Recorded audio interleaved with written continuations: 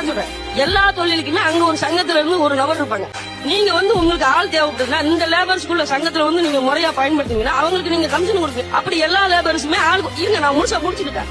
அப்ப அந்த லேபர்ஸ நீங்க கூப்பிடுறீங்க இல்லையா, அந்த லேபர்ஸ் இன்னைக்கு வரலன்னா மறுநாள் அந்த லேபர்ஸ் கூப்பிடுறதுக்கு நீங்க அவங்க அணுகிறது கிடையாது. சங்கம் சொல்றாரு பாத்தீங்களா, அவங்க ஒரு சங்கம் வச்சுக்குவாங்க, அவங்க டீம் வச்சுக்குவாங்க. ஆமா, அவங்க அவங்க இஷ்டத்துக்கு தான் அவங்க சங்கம் சொல்ற நாளைக்கு ஏதாவது நீங்க அவங்க வேலை வாங்கிட்டீங்க அப்படின்னா அவங்க சங்கத்தை வச்சு பேசிக்குவாங்க. சோ இந்த அச்சுறுத்தல் ஓனர்கள் எம்எஸ்எம்இக்கு சங்கம் இருக்கா, உங்களுக்கு கூட்டமைப்பு இருக்கா இல்லையா? இல்ல சங்கம் இருக்கு.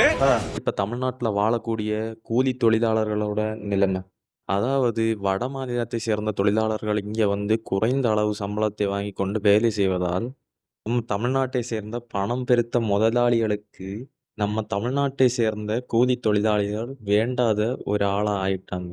இதை குறித்து யாராவது ஏதாவது கொஸ்டின் அவங்க கிட்ட ரைஸ் பண்ணா அவங்க சொல்றது என்னன்னா, அவங்க சங்கம் வச்சிருக்காங்க, பாதி நாள் வேலைக்கு வர மாட்டாங்க, அவங்க சம்பளம் அதிகமாக கேட்குறாங்க, அப்படி இப்படின்னு ஏதாவது ஒரு சாக்கு போக்கு சொல்லி அவங்க செய்கிறத நியாயமாக்குறாங்க. ஆனால் நம்ம தமிழ்நாட்டை சேர்ந்த மக்கள் இதனால வறுமையின் கீழே போயிட்டு இருக்காங்க. வட மாநிலத்தை சேர்ந்த தொழிலாளர்களுக்கு வேலை கொடுக்காண்டன்னு நாங்கள் சொல்லுதில்ல.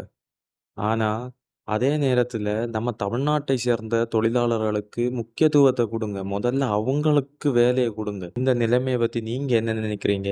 அதை கமெண்ட்ல சொல்லிட்டு போங்க. அடுத்த வீடியோவில் சந்திக்கிறேன்.